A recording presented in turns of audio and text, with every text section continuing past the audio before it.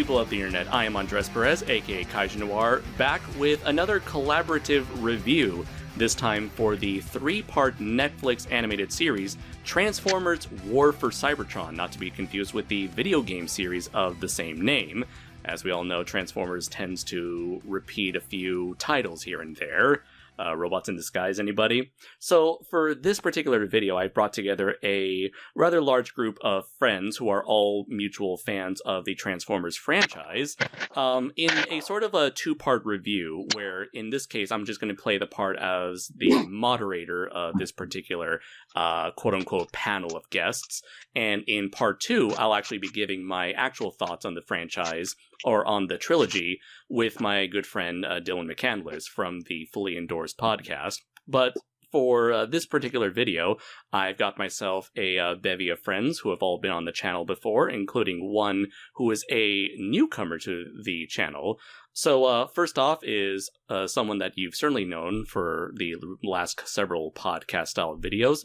It is Ace Marrok, or Ace Marrok. I still don't know how to pronounce your last name. Oh, interesting development. But is it an improvement? And probably not, given from what I've had to see. And you are correct on that name you chose for the said last. Yes. Next up. Yes. Next up is sprite artist galore. It is Random. Ah, terrible voice acting. Yes, worth watching. No. And why did they leave out Wallace Benito? We'll get to that, trust me. Next up, it is the writer of the light novel series God's Wrath Tournament of the Divine, as well as the upcoming dark comedy comic, The Crooked Man and His Not-So-Scary Crooked Cat Girl. It is Will Kearney, aka Crookedlore. Kaiju Noir, my namesake, if your name was Crookedlore Productions. And finally, last but certainly not least, it is the newcomer to the channel, but is a friend of mine that I've known ever since I started appearing on MJ Knight's Sunday Night Live livestream series. You give it up for Steve, creator of the kaiju character Byatha? I'm very sorry, I should have prepared for this. Yes, you've got it right, Kaiju. Indeed. Yes. Awesome. So, to start things off, like how we usually tend to do with these type of podcasts, I want to go take a roundtable approach, and first off discuss your guys' personal histories with Transformers up to this point. So, Ace, would you like to take the lead? Yeah, sure. Well, I consider myself more of a casual Transformers fan. I have been meaning to get more into Transformers, but I started out, like a lot of kids did during the early 2000s, with Transformers Armada. And that was basically my G1 for several years. And of course, I also was able to further get into it because of the Michael Bay films, for better or worse. But it did help me introduce me to this vast world of Transformers. Then, of course, there was the reruns of G1 that I saw, as well as Transformers Prime, which was on the Hub for a while when that channel was a thing. And in more recent years, I finally decided to check out Beast Wars, which, despite some of the shoddy CGI at times, it is some of the best writing that I've seen in Transformers in many years. And I definitely have grown to really love the characters from Beast Wars, like the Predacons as well as the Maximals, and hearing about this newer series which will be on the subject today. Of course, when I heard that the classic Autobot G1 Autobots as well as the Beast Wars were finally going to be together in a fully animated project, of course, I was interested in checking it out. But then, of course, we got the interesting circumstances that we got with today's video. Indeed. And there's definitely no shame in getting into Transformers via the live-action movies, given that those movies you can argue were the thing that made Transformers relevant again in the 2000s. In fact, I know several people, especially like my younger cousins and younger family friends, who got into Transformers solely through the live-action movies. For a lot of people, a whole generation of people, that the movies were their introduction to Transformers. The only real shame is liking them. Well, thankfully I grew out of that very quickly after the third film. Yeah, after you found out there's better options.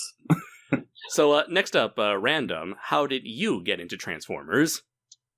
I pretty much caught it at the very dead tail end of G1. Like, I remember having some of the figures when I was a kid, but I sort of really got immersed into it properly with Beast Wars. I mean, yeah, I admit the animation is a little dated by today's standards. You know, how dare things age? You know what I mean? But as I said, the writing is, it is still superb, and I still credit Beast Wars as the best Transformers series ever. Fight me. With maybe a second place being animated, Prime, and then the original G1 trilogy. I kind of zoned out during the Unicron trilogy stuff because I was in college at the time, and I was pulled back in for the Bayformers films, for worse and for worse. Prime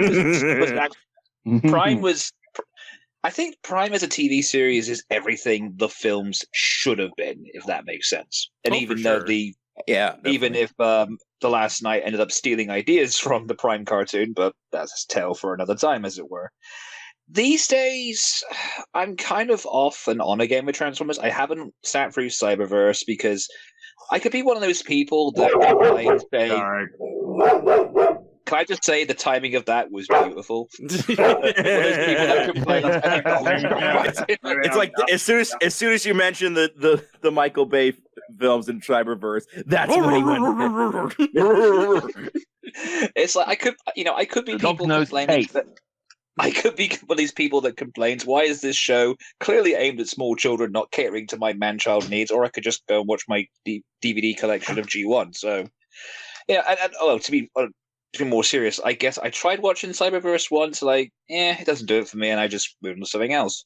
And then Netflix come along and it's like, hey, we're making this, trilogy of Transformers series aimed at older fans. And after, I should mention there was that Machinima series, so I was kind of bitter about that. It's like, but this time we're making a proper series aimed at the hardcore fans. It's like, fool me once, and they fucking did it again. Fool me once. Shame on, I'm mad. Fool me twice. How could you? Fool me three times. You've officially become that guy. Like, fuck you. Waspinator ain't having that shit. So, next up, Will. Well, I always had this theory that all cars were transforming robots that are having a war with each other, and then I found the show, and I just thought it was just a reenactment of what was happening. So, which one in particular did you start out with? Joking aside, the one I remember I swore was the first, but I know it shouldn't be, was that that one anime series. What was that called? It's the one where they collect shit, or the other one where they collect shit, or the last one where they collect shit? The one where they collect shit, yes. Ah, okay. That's the best one. Oh, Pokemon! Yeah, but that's the oldest one I remember. But I remember that the one that really got me into Transformers was Beast Wars, because I always liked animals more than like cars growing up. Mm-hmm. And I always thought it was a great show. Granted, like I said, it has the reboot animation style. Yeah. And of course, I say, of course, then you have the Transformers movies, but after that, I really didn't get into things like the Hub series or any of that. Mainly because I was not a big fan of the animation or designs on them. Not even Rescue Bots, the greatest installment in the franchise. Oh yeah, that's fantastic, man. Just fantastic. I got into this. I ended up watching this trilogy mainly because of the designs look better. Yeah. Which fun fact, we'll get into this later when we talk about the animation itself. But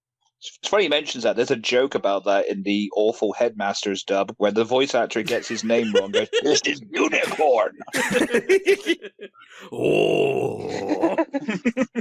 Darn that sound wave. Now try to. Now You're imagine going trying to die.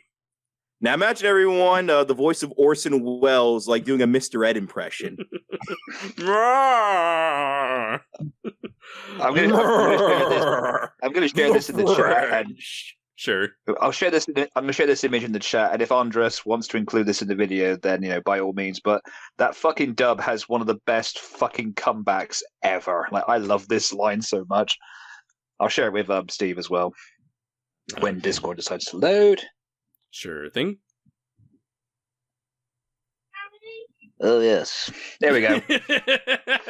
You're dead. Not likely. Not likely. Not likely.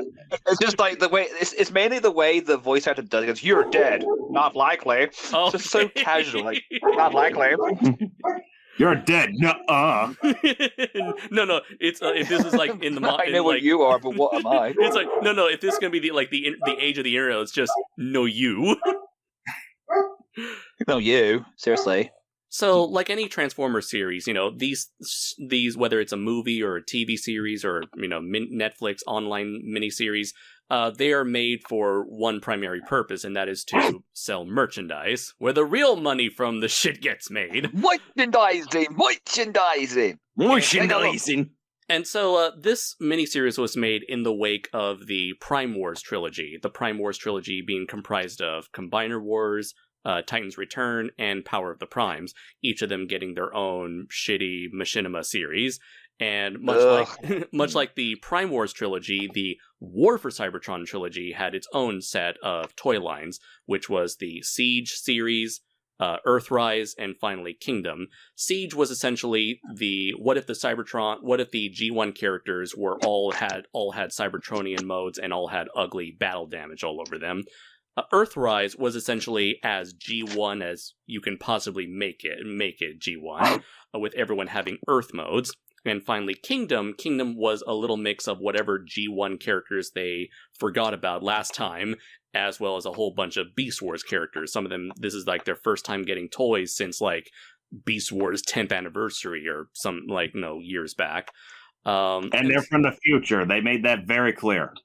We're from your future. Unless you also want to count the, I didn't mean to interrupt, but like you also want to count the Mastered series. How dare you?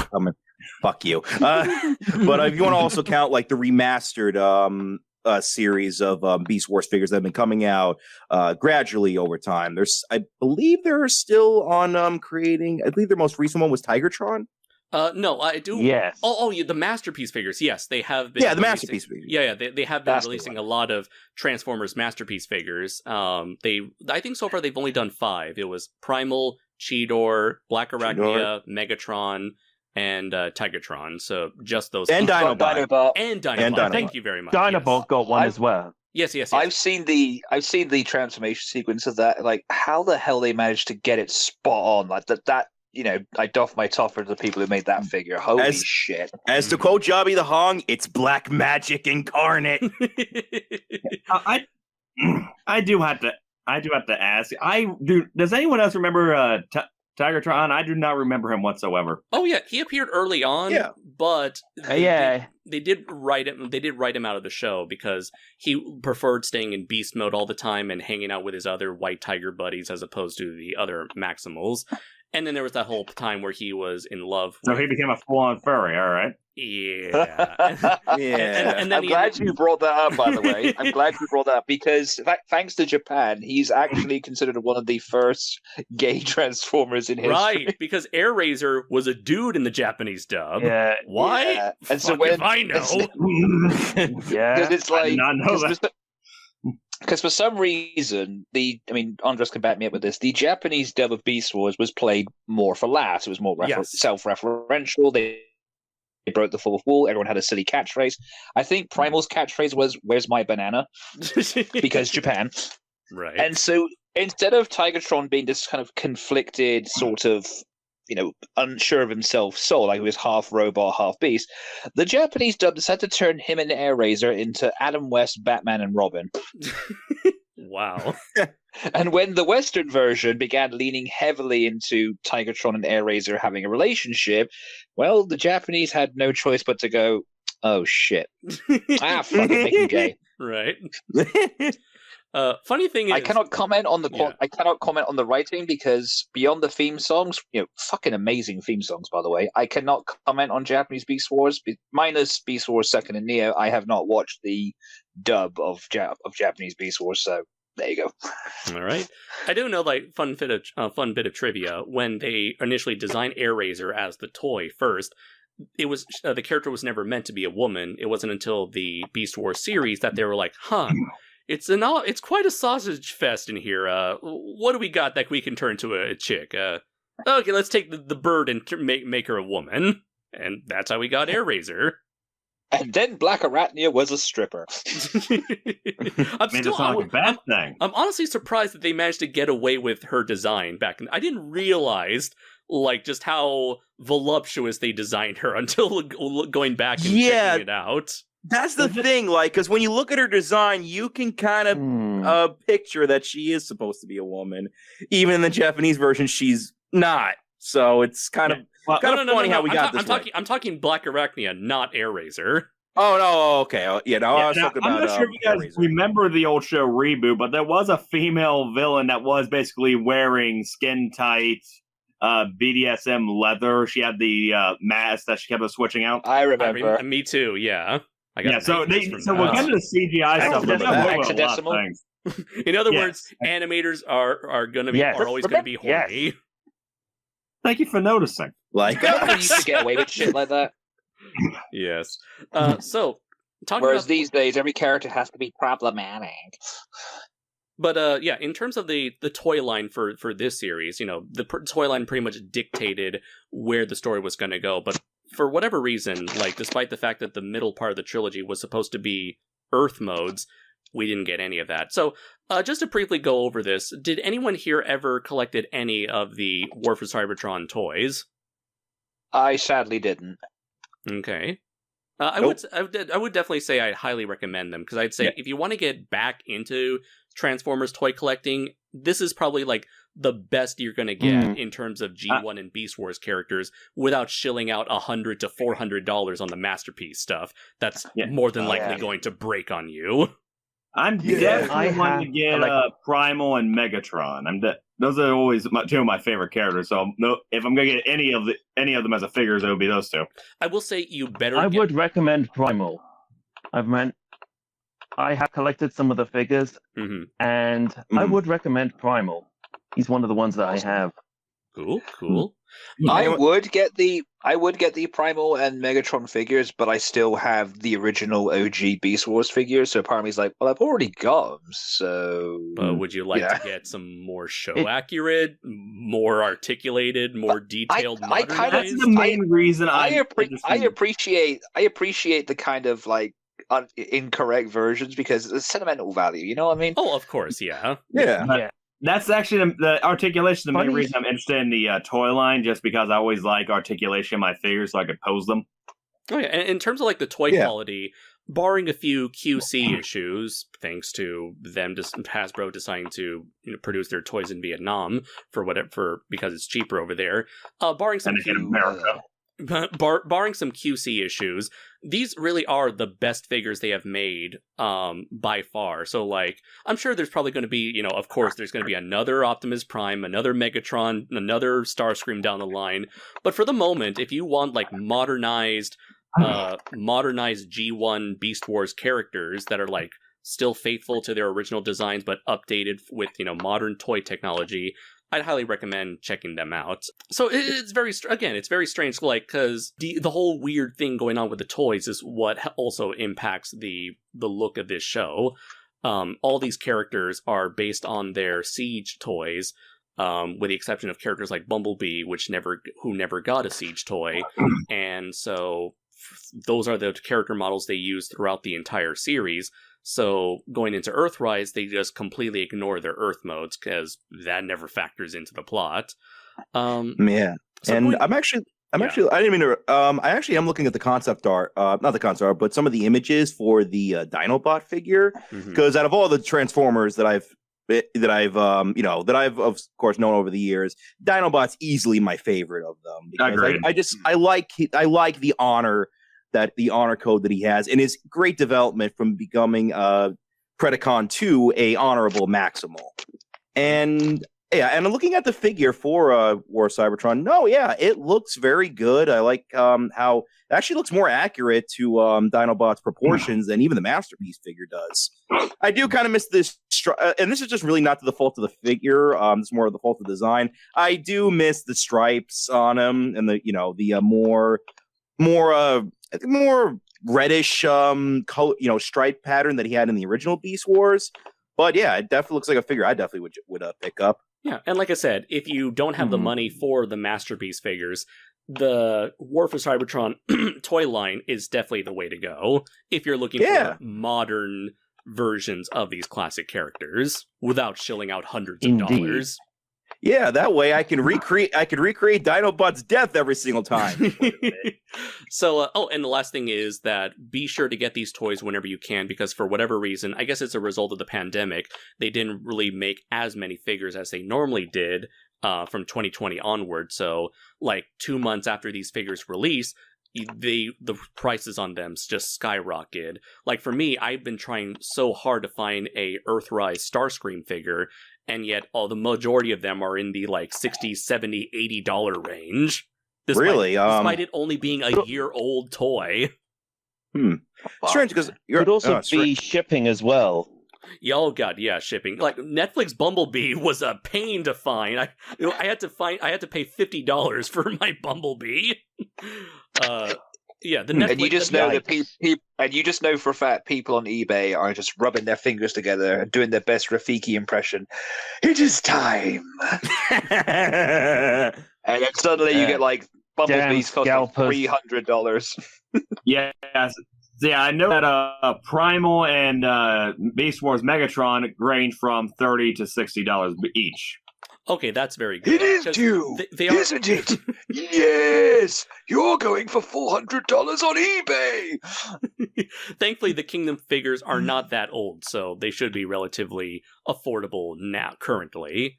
Yeah, I'm looking right now. The Dinobot figure is still in stock, and it's only $30. Thank God. Oh, that's not too bad. Might get Dinobot too. I actually didn't see his figure when I was looking for the Beast Wars one. And when I mentioned that the toy line affects what characters appear in the show, that is definitely very prominent in like Earthrise, when like Skylynx and Scorponok just show up out of nowhere because they were part of the Earthrise line, and why there's like barely any Predacons in Kingdom, because there are barely any Predacons in the toy line, despite the fact what of the skeleton ones? The skeleton ones, they are part of the toy line. They are the fossilizers. Yes, they are the successors to the weaponizers. Now, the weaponizers, they do appear in this Netflix series.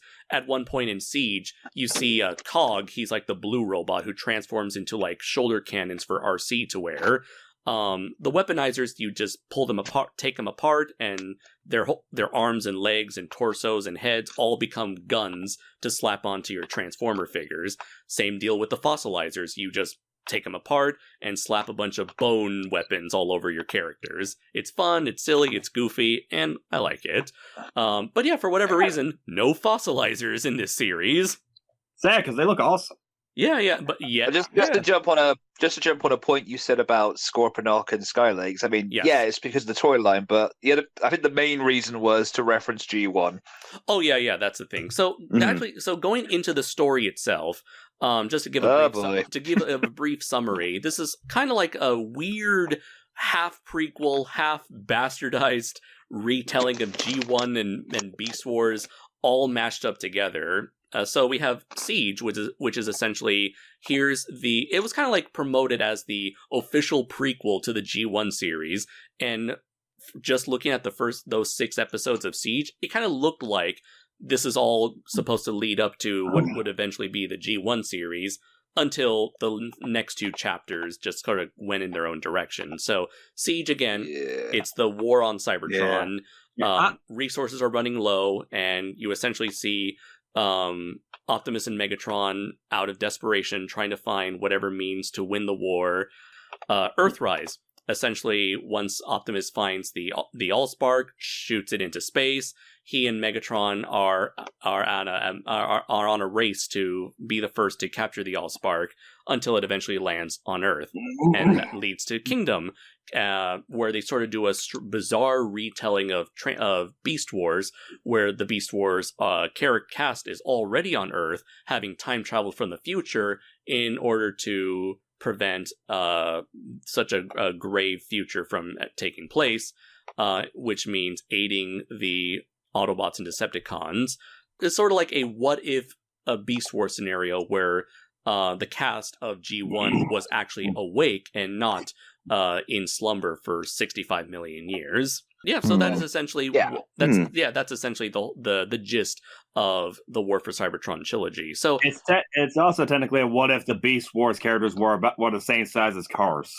That is true.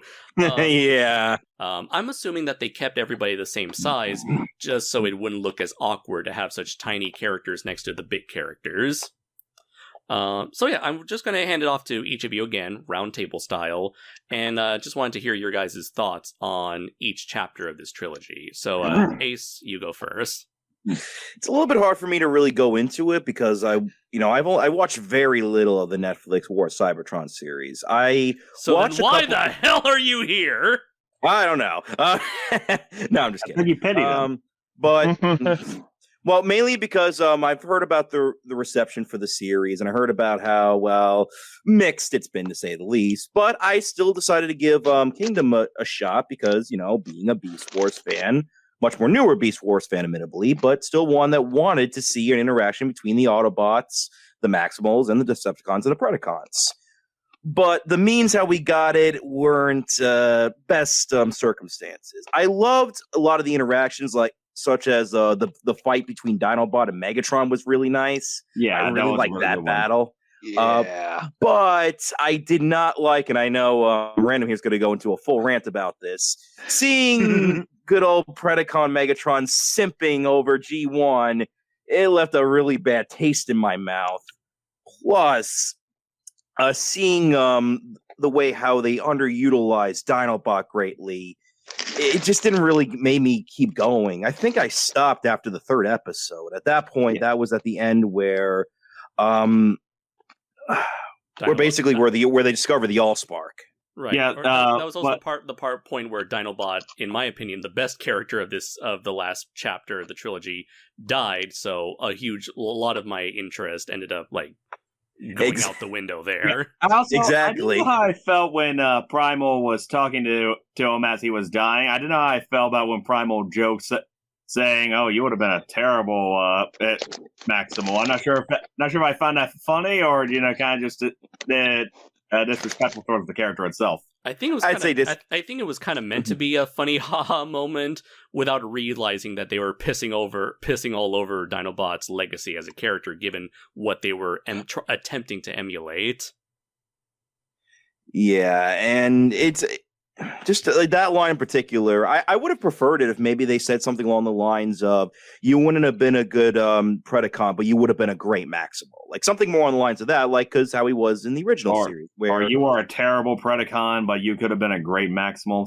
Yeah, something like that. Because he was not at all liked among the Predacons back in the original series, but as a Maximal, he was well respected and well loved. Unless of course you ask Rap Trap, then that's a different story. Yeah. But also his voice. Since I know you guys say you didn't really like his voice in it, I was thinking, what if he had someone like Barry Yondell to voice him, trying to imitate the original voice? Yeah, I would have much preferred Barry over. Apparently, as I discovered, Dinobot was voiced by a rapper by the name. Who voices a rapper? Yeah, Chris Calico, as his name is, and to give the guy credit, he's a fine voice actor. I mean, I wish he had better direction, but as a voice, I do like it, but it just doesn't fit Dinobot. I would have preferred. Actually, Will, you brought this up, mentioning that you would have preferred better if it was Tigatron. I think it was James that said that. Oh, okay. Yeah. Also, I do have to say, it's very strange in this show that they tried in some cases to get characters to do somewhat poor emulations of the original G1 cast. So you got like a bootleg Peter Cullen, a bootleg Frank Welker, and I forgot. I'm don't know the name. I'm blanking out on the name of Starscream's voice actor, but you can tell they're trying to do Chris Law. Thank you. They're trying to do their takes on that original G1 cast, but when it comes to the Beast Wars cast, they make zero attempt at emulating their voices. I don't think Rat Trap even has his Brooklyn accent anymore. No, he doesn't. Sort of, but it sounds like he's more from Joyce. Downplayed. And It sounds kind of like this stereotypical cartoony Weasley guy. Yes. yeah. And as a Yeah. fellow New Yorker, I was greatly offended when they removed his accent. Lack of representation again. Hey, I know, I'm right? transforming here. That was Also, I like will shit say in New this: York. when it comes to Dino Megatron, they really should have got someone like what was his name? He voices Dio in the JoJo dub. Ooh, that'd be amazing. Or just get the original guy back. Yes. Oh, that's a thing. They weren't going to do that. That is a thing throughout this entire Yes. series, is that there are no Netflix went out of their way to avoid hiring union voice actors, so that explains they're a lot. Yeah, oh yeah, they're cheap. Not only that, this was also produced by Rooster Teeth, and they are definitely notorious at being cheap. Yeah, you know what's really sad? The voice actor for Dino Megatron reprised his role in a Robot Chicken sketch. I may have PTSD, know. but that's a fucking maximal. Yes. So he's willing to do that, Yes. but they couldn't get. Yeah. Like, what was it? David K appeared in Jobby the Hong's review of Masterpiece Megatron. So if David K can appear in a YouTuber's video, what You could have paid him in. You could have paid him in Jelly Babies. He still would have done it. Actually, a stop-motion anime I follow on Facebook that only does 2-second animations. He got the original voice of Optimus Prime to voice Optimus Prime alongside the original voice actress for Jimmy Neutron. Nice. So it's just weird. Also, by the way, Gary Chalk, the original voice of Optimus Primal, did give his 2 cents on the Kingdom's voice cast, and he was like, "Huh, oh dear." I could have done better. I could have done better. And Low energy. Well, I that's think, was just right. I think you may have gone too far in a few places. well, that's just not Prime Yes. at all. Oh. But at the same time, with how the Megatron, how Beast Wars Megatron was written, do we want the original voice actor to be associated with Senpai, my namesake? Notice me. Notice me. So, Random, how about you go? So, what's your take on this whole story from Siege all the way to Kingdom? Well, first of all, you can click it. You can check the links in the description for my review. No, okay, I'm not going to be that cheap. But I mean, I have already reviewed the first 2 parts, and I'm currently editing the review for Kingdom. But just So you're I doing think reviews right I now. mentioned this. Yeah, I'm reviewing while reviewing, aren't I? A hard worker. But I mentioned this earlier, but this is coming off the back of the Machinima stuff, or the High Iron Windblade trilogy. Kudos if you get what I'm referencing. The High Iron Windblade trilogy, and the problem with those, like all the bugbears with that Machinima trilogy, are present and accounted for in this Netflix trilogy. Bad voice acting, ham-fisted G1 references, and this weird fixation with jerking off Megatron as the most important character ever. Which am I describing? Machinima series or Netflix's series? The answer is yes. Always. I can be totally honest. I didn't even know there was a Machinima series. Always. Oh, yeah, that I'll tell you what, when this is over, I'm going to send you guys a video to a very special rendition of it, which is the only version of it I choose to watch. Oh yeah, But we're getting ahead of I'd be ourselves. down to watch it. But again, you have to blame Machinima for this, because it's kind of the warning signs were there. Like I mean, if you ever want to look it up, the Machinima trilogy is on YouTube now, I think, and it kind of, we've been down this road before, and it's kind of like, fool me once, shame on you; fool me twice, shame on me. Because, I mean, then again, I'm kind of gullible because I've actually sat through both trilogies, so it says more about me than it does them. But, I mean, all these warning signs and bugbears were present in Machinima's series, and when Netflix going, oh, we're going to make a proper series for the fans, you can imagine a lot of us were kind of going, uh-huh. Welcome like to a the big hit. He-Man fandom. before. Have we been here before? And they watch Siege. And How did Animated Proud put it? Yeah, it's so when Disney Plus announced, "Oh, hey guys, we're doing a Transformers trilogy," where are you all going? So I take it you're not a fan. But I tell you what, I mean, I'll put it this way: who can do a decent Megatron impression? I'm drawing a blank here. So am I. In this chat? Who can do a decent sounding Megatron impression? Are we talking G1 or Beast Wars? Yes. Then you random. I mean, pretty much everyone here. Like, I can do a decent Beast Wars Megatron. I may have PTSD, but that's a fucking maximum. Prior to this, I gotta say, prior to this goddamn recording, everyone here was just spouting off Beast Wars Megatron lines left and right. Well, essentially for this, I mean the Netflix rendition. Oh, okay. In that case, yes, Megatron. No. You're a messer. Megatron senpai. I meant the snap it to a Slim Jim Megatron. The other one. Which one? Oh, but the not the Beast Wars one. The other one. Okay. He just sounds so Boars-like. I can't even remember a single goddamn line from that character. Tell you what, I'm going to read something out I wrote for the Earthrise review. Oh, by the way, for a series that's called Earthrise, it's kind of funny that it doesn't actually take place on Earth. Right, there's no fucking Earth in Earthrise. It's all about the journey. You call yourself Earthrise, despite the fact it doesn't actually take about the journey. Maybe the real Earth. What I'm going to do right now, in terms of way. I mean, we're probably going to get into this in a second, but characterization I think the one thing I keep coming back to with this trilogy is the god-awful direction of both Prime and Megatron. Mm-hmm. I'll let you guys tackle Optimus, but I'm going to sum up Megatron's entire character arc throughout Earthrise through this one quote I wrote for the Earthrise review. Mm-hmm. And it kind of goes like this. Just imagine like Megatron's writing a diary or something. Grr, I hate Prime. I'm going to be sad because being a leader is hard. Now I hate Prime again, but I'm really, really sad about it. I'm going to kill my own people to power a spaceship we built off screen. I'm going to put the moves on Prime's girlfriend because I suddenly like her. Wait, she hates communism? Bad, Alita 1. Bad. Oh, I hate Prime again, but I'm suddenly in deep space all at this exact location. Wait, wasn't he gone for years? I've decided to team up with Prime for about 3 seconds, and now I'm a prick again. Now I'm in an alternate universe, coercing with my future self, who's too big of a pussy to say. He's just like Prime, a nerd. Oh, I hate Prime again, and now I want the Matrix. Wait, I don't want it? Oh, because Future Me gave me a golden disc from Beast Wars. Wait, wait, oh, too late. Show's over. Yeah, that is Megatron's entire character arc. Yeah, but you did it all wrong.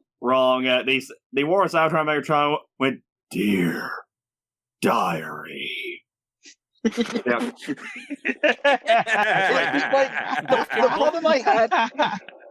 The problem I had with Megs in that entire series is, like, on the one hand, the writers have a serious Megatron boner. They beat the entire story revolves around him.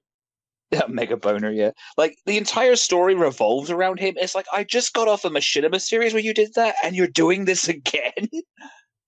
It's like, I get it. He's an important character, but it's like, you have other characters. I mean, Starscream was practically useless. Soundwave got no screen time. Shockwave was, I think, what happened to Shockwave? He was stuck on Earth. There was a whole deal between him and Alita 1 during the end of Earthrise, and apparently they all died by the end. Yeah, because we need more screen time for they got blown up. And I mean, and just to get my thoughts on Kingdom, I mean, this is going to be in the Kingdom review I'm writing, and I've been building up to this fucking moment, so let's just go with it. I mean, I can forgive the Force G1 references. I can forgive the angsty personalities for Prime and Megatron. I can forgive the garbage tier voice acting because Hasbro are cheap bastards and Rooster Teeth are incompetent. Yes. And I can even forgive the lackluster ending, but what I cannot forgive is one simple thing about Kingdom. They turned Megs. Oh, by the way, I refer to Megs as that's Beast Wars Megatron, whereas G1 Megatron is just It avoids confusion. You got two characters with the same name. What is this, Marvel Comics?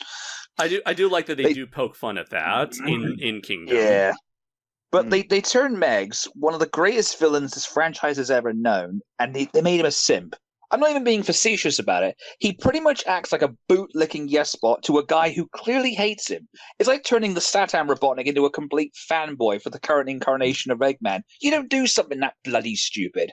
I mean, he's well animated and his abilities are on point, but watching arguably one of my favorite characters cupping his hands together and saying simpish things like, "Oh, Lord Megatron," was quite the sight to see. And that fucking voice, my God. It's nice to know the guy who played the principal from Beavis and Butthead is still getting work these days. But he gets thrown around like a bitch. I mean, this is coming from a franchise that had him taken out by Rhinox farting, don't ask. But he gets slapped around by Bumblebee. It's just pathetic. It'd be like if I wrote a crossover between Rhiannon and Batman, but the entire book is just Batman grafting himself to Ree's leg and simping, "Notice me, senpai. Notice me, senpai. Please." Doesn't he do that with Catwoman anyway? No, he doesn't eat her out, remember? Oh, yeah. Depending on who you ask. I hope this opens the door for a Netflix Beast Wars series, but I doubt it. You know what I mean? But yeah, it's just, I can forgive a lot. I mean, I can also overlook that Waspinair was not in the series, but you go to the trouble of referencing, I have to commend Rooster Teeth for this. They referenced it word for word, some of Megatron's best lines, but you don't even get the voice right. That's like making like a Toy Story tribute. Imagine if Buzz Lightyear and Woody showed up in Kingdom Hearts 3, and Buzz talks like this. "We are Andy's toys to infinity and beyond." You think Square? What the fuck are you doing? Yeah, like I said, I think a voice actor like Patrick Sides, I think that's how you pronounce his name, that guy played Dio. I think he would have pulled off a great voice for Megatron, since they're only going for the anime voice actors. I will say that it's most likely due to, I don't want to throw as much shade to these voice actors. I'm sure, they're very hardworking individuals who... A lot of them are actually really good voice actors. Yeah, and I'm sure they did the best with, the circumstances. And I feel like this is where a really damn good voice director would be essential for a project like this. It's why I have so much respect for someone like Andrea Romano, who worked on numerous animated television series during the 90s and 2000s, most importantly, the DC animated universe. Pretty much she was the one who kind of made people like Tim Daly and Kevin Conroy and Mark Hamill, and I believe her name Arlene Sorkin, to, provide those memorable performances. So, and since we're talking about Transformers, we got to credit Susan Blue for her amazing voice direction. Oh yeah, absolutely. Indeed. I believe he was the voice director for Beast Wars, Prime, and Animated. Correct me if I'm wrong on that one. Oh wow, I wasn't aware of that. Yep, you'd be right. Yeah. She's also the voice of RC as well. Oh, cool. Like G1 RC? Yeah, the G1 RC, and she actually came back to reprise her role in Animated as well. Oh, that is awesome. Oh, sweet. Yeah. I will say I don't believe there's such thing as a bad actor, just bad casting. Unless you're Tommy Wiseau. Well, yeah. But then again, Aubrey Larson. You could use Tommy Wiseau in the right circumstances. Like The Room. Like you see, Tommy Wiseau is just this special phenomenon that no one can comprehend, and we must just sit there and just enjoy the car wreck that he is. Fun fact, he I did not transform. It's bullshit. I did not transform. I did not. Oh, hi, Maximals. We'll talk about that when we get to the animation. Oh boy. Oh boy. Yeah, Tommy actually didn't exist for a long time, but he willed himself into existence. So let's see. So I guess moving on. Because Tommy Wiseau is a funnier character than we've had before. Hope it'll work out. He's a kid. I'll say is my turn. Yeah, unless Random here has anything else to say. I mean, just to wrap up my thoughts on the story, it's just Earthrise was entirely pointless. I'm just going to come out. I mean, Siege. Yeah. There's a germ of a good idea in there. I mean, I'm a biased Beast Wars fan, so I loved Kingdom despite how bad it was, but Earthrise was fucking pointless. It just felt, it should have been called Earthbound would have been better because like Earth, Yeah. right? But you're not even on Earth. But of course, it Earth's was called always there, yeah. Earthrise because it was it was called Earthrise because that's what the toy line was all about. Even though this movie, this season didn't follow that toy line really at all. Outside of It should have been called. It should have been called like Siege, Kingdom, and the one with all the G1 references. right, Featuring Galvatron from 1986 Transformers the movie. right. Who I was convinced for the longest time that he was voiced by the guy who played Rhinox in Beast Wars, but I looked it up and it isn't. Oh yeah. Okay.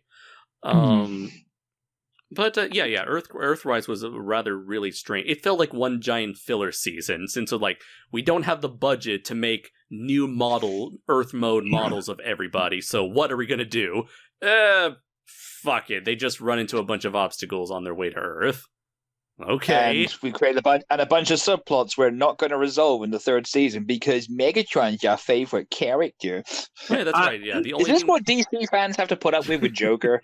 the only thing that It's like, what's that? What's that? You wanted a Batman story with a new villain? Oh no, You misunderstood. You want Joker?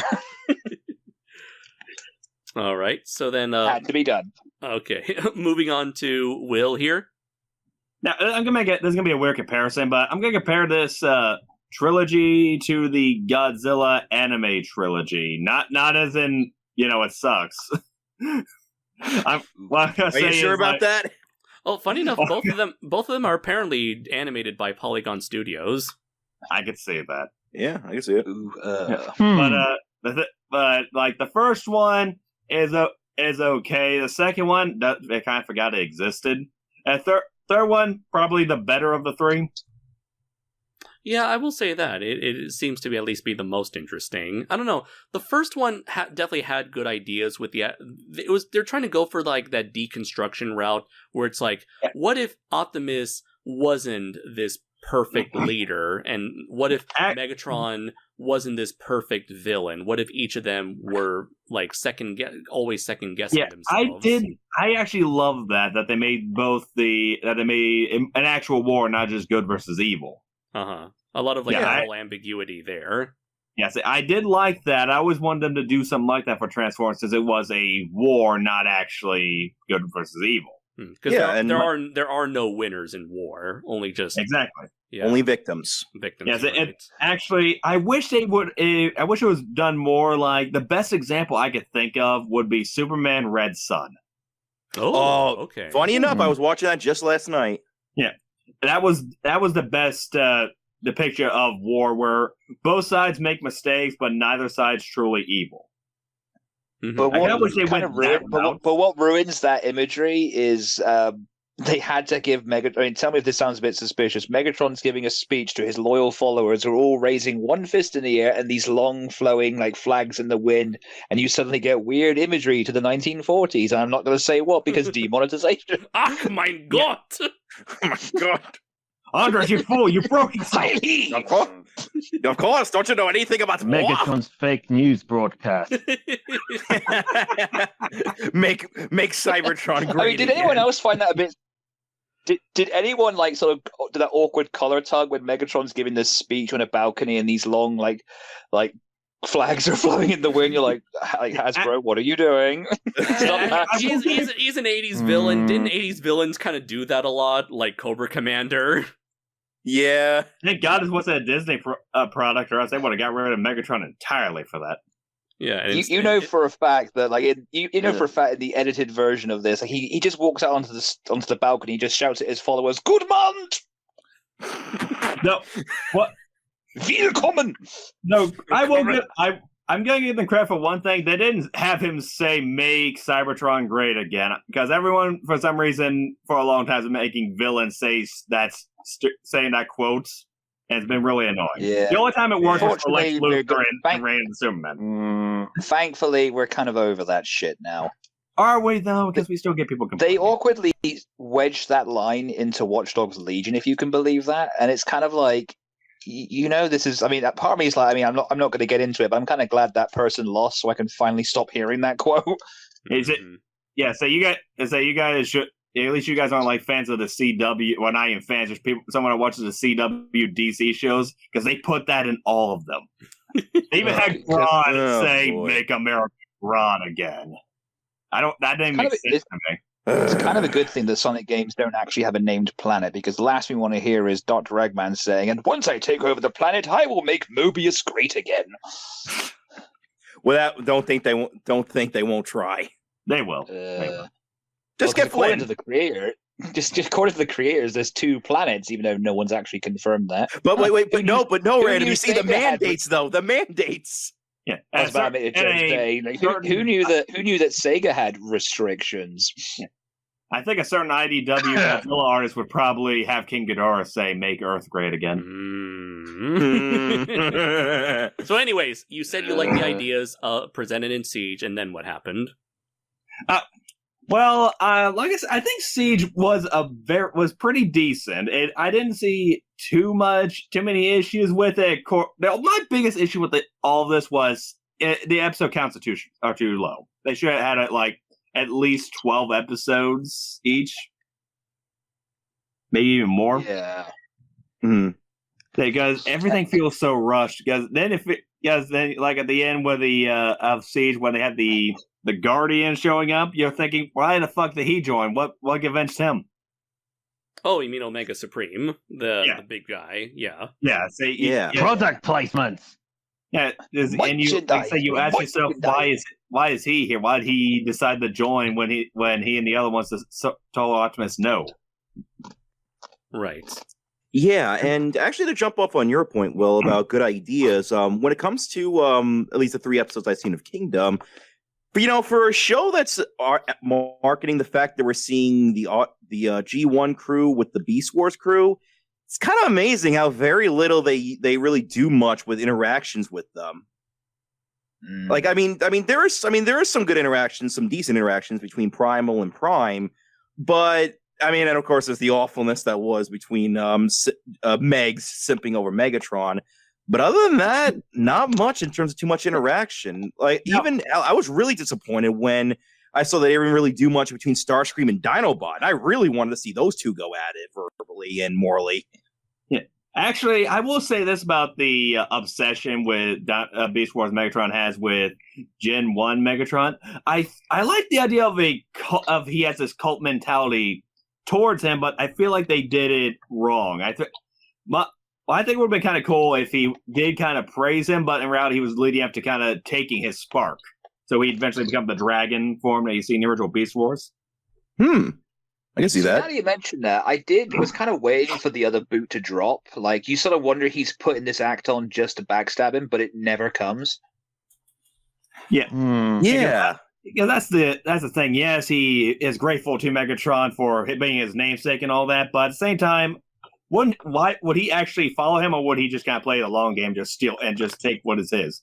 No, definitely play a game. Knowing him, absolutely. Yeah, because they even said I thought that was what was going to happen. We were going to see these 2 fight, which would have been awesome. Because even Arachnia and Starscream was saying what's worse than 1 Megatron is 2. Because I thought it was kind of building up to these 2 are going to betray one another, And it never happens. Yeah, that really disappointed.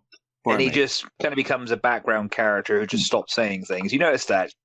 No, like I said, I will say I think Beast Wars Megatron got more shit done, because I think he killed far more people just out of anger than Gen 1 Megatron.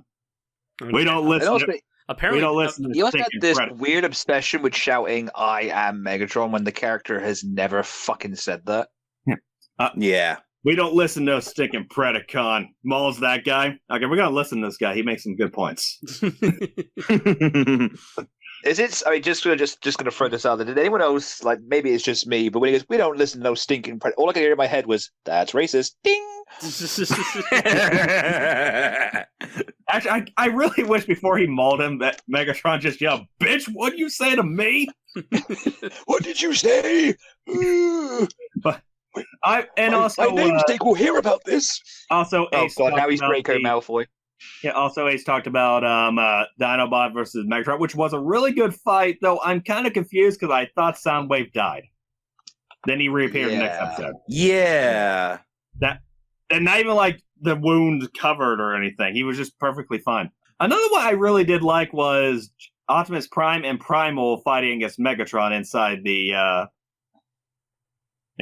temple.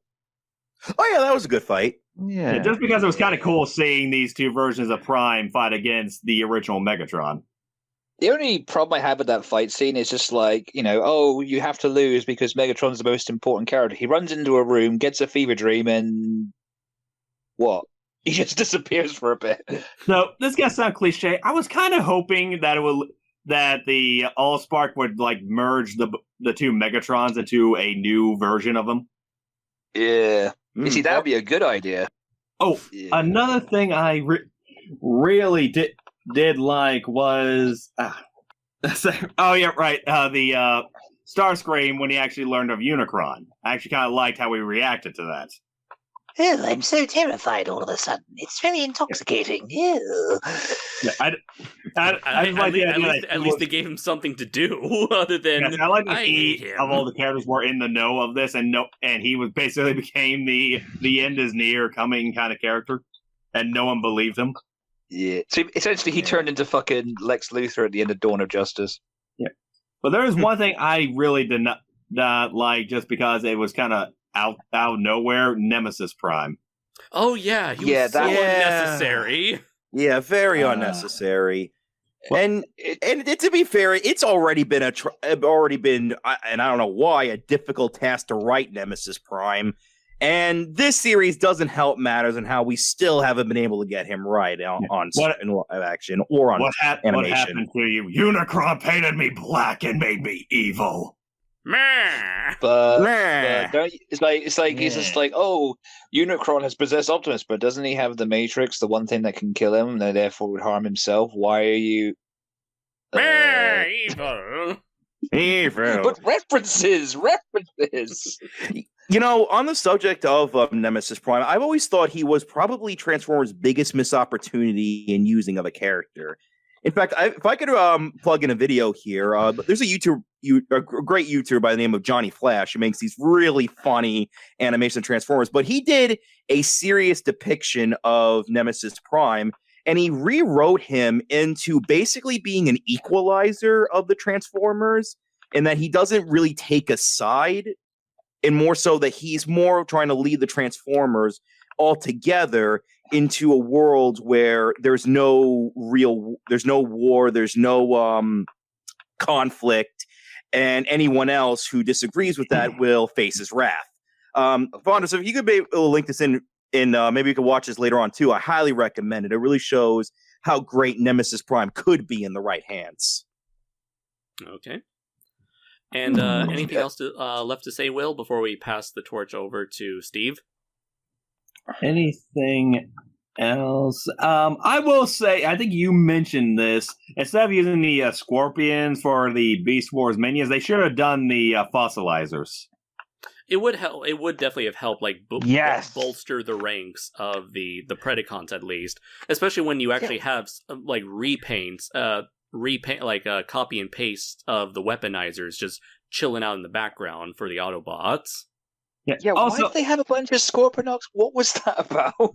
Wait. Also, Hold on. There were multiple Scorponoxes. I only remember. Yeah. I only remember seeing one during. Yeah. I only remember seeing one next to Astro Chain. It was when they're trying to bust Air Razor out of the jail, and suddenly he just summons like a legion of Scorp. I was just staring at it thinking, what? Oh, that reminds me. Arachnia, they made into a lesbian. Yeah, oh yeah, I saw that. I was but like, it is Netflix. I mean, I saw that. And I was like, huh. And I'm kind of confused why robots even have like sexualities. Just don't think about it. Or genders. Don't think about it. Don't assume genders, dear. Don't ask questions you're not afraid. And I assume Transformer sex is just Demolition Derby. Simon Furmanism aside for a second, it's just like I just saw something. You know when Primal Megatron are having that fight, and Megs goes, "How many of my troops did you kill?" All I could think in my mind was, think of all the characters we don't have to animate right now. Yep.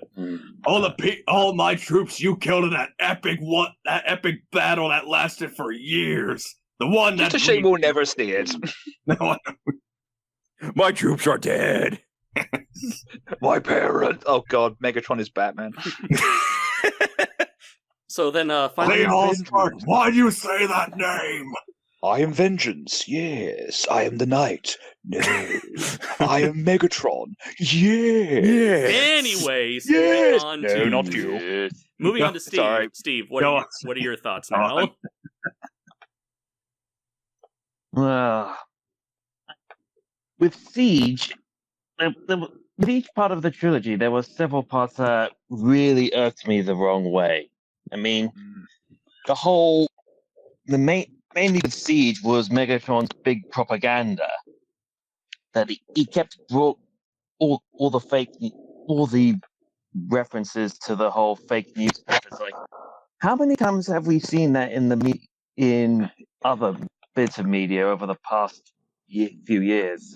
Agreed. Mm-hmm. With Earthrise, the whole narrative of the quintessons, Oh which yeah, was just I completely shoehorned in just for the sake of a toy. I completely forgot the quintessons were even a thing, as well as those yeah. as well as those Yeah, what was it, the mercenaries? I forgot the mercenaries existed, which Yeah. included Bugbite.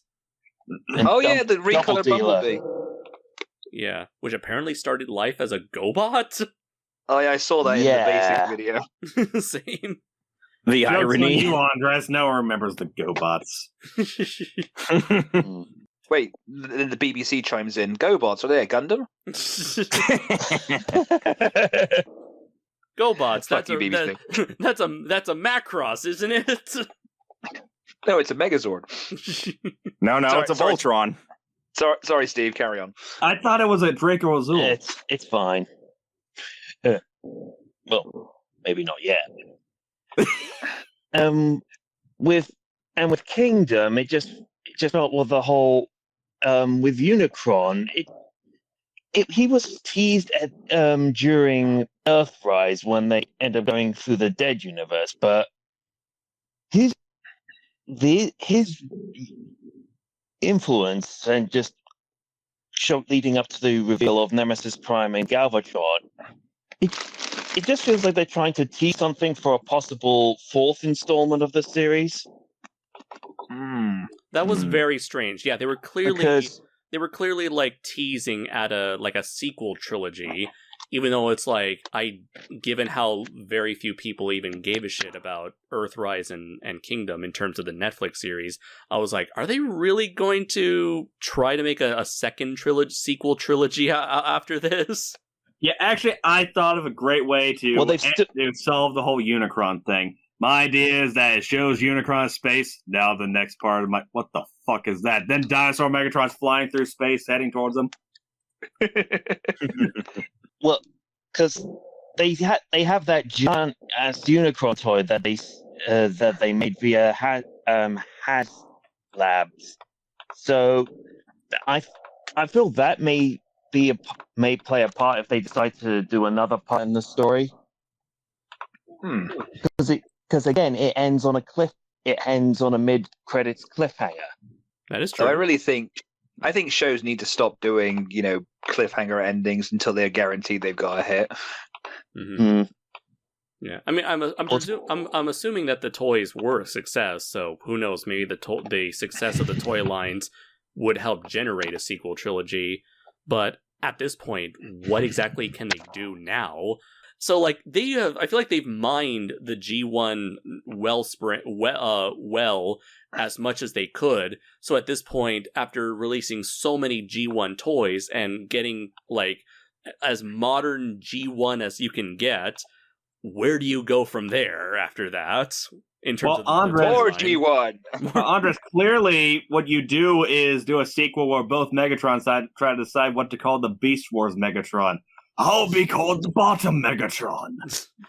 Unless they decide to focus more on like pass the torch to Beast Wars, then I can see them going into like the Beast Wars catalog and start making modernized toys of all the obscure characters, even the ones that Transmetals. Yeah, Fusors. the transmetals, the fusors, the transmetal Yeah. 2s. Hell, even The Japanese stuff. yeah. Like I would be interested, honestly, in a modern. I'd love to see Japanese stuff. Yeah, I would love to see like a Yeah. modernized big convoy toy. That'd be cool. I mean, didn't they just recently Bio make Convoy. a IDW? Didn't they make a Beast Wars IDW comic recently? Yes, they did, with like an art style akin to like Transformers animated. Yes, it's Yeah. currently on issue 6 at the moment. Yeah, let's see. Oh yeah, I remember seeing a preview of it in the Basics on Dinobot last weekend. Yep. Yeah. Mhm. Yeah. And, Ooh, actually, and I'd recommend it. and my buddy Ed Peary did a cover for one of those issues. Nice. Awesome. Mhm. Very nice. Nice. Actually, since you mentioned the combiner idea, what they could do for next season, the idea of Primal and Optimus merging together, maybe they become a Leo convoy. That'd be nice to see him in live act. That'd be nice to see him animated. So like it'd be cool to see some like And Overlord. and yeah, Overlord. Yeah, that's another character. So Oh yeah. Oh yeah, it'd be cool. he's huge in IDW, from what I understand.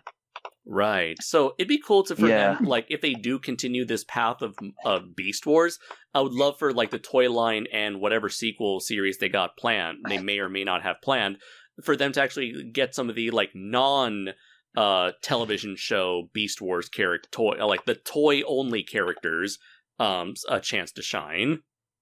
Oh, Cause I think. Go ahead, James. it's kind of like, I think you kind of hit the nail on the head earlier. I think at this point we're just tired of the G1 reference. I mean, yeah, I know it's, without G1 we wouldn't have a franchise. I understand that, but it's kind of the similar boat. Transformers is kind of the similar boat as the Sonic the Hedgehog series. Like, can you stop, waxing nostalgic and just give us something different at this point? Like, instead of G1 and classic Sonic, why not just give us Beast Wars and the Adventure era again? Yeah. Or It's- hey, yeah, it's- at this point, sorry to interrupt you, Ace, but at this point, like the That's fine. Unicron trilogy is now turning 20 at this point. So how about some Robots in Disguise 2000? How about I think we've had a couple of modern Skybite toys. But how about some more Yeah. Robots in Disguise toys? How about some Armada? Hell, they were teasing an Armada Prime like years ago, like 2 or 3 years ago at this point, and we still haven't seen it at all. And then a bootleg, and then a third-party company was the one who ended up doing it. And it's one of the best Optimus figures I've ever seen. Yes, for anyone, look up like Google Transformers Naval Commander, and it's like this unofficial modern day Armada Prime. And he can become Super Optimus too. Isn't Energon Prime referred to as Fatimus Prime by the fans? Yes, Yes, I believe so. for good reason. Yeah, And I've heard that Armada Prime's been referred to as Bendy Prime. that was so. When it came to the original Armada toy line, there were 2 primes. There was like the one that turns into a super mode and was like, essentially one big giant brick, and then there was like the smaller deluxe size version that could actually pose and didn't have a super mode, and that was the one that was called Bendy Prime because he could actually bend his arms and legs. Is it sad? Is it sad? I want Swivel. that figure. No. Apparently, that's the best Armada Prime toy so far. This is so cute. Yeah, I did want to ask this. The Transformers turned to cars originally just so they could blend in on Earth. Why'd they turn to cars that on Earth when they technically didn't know what Earth was at this time?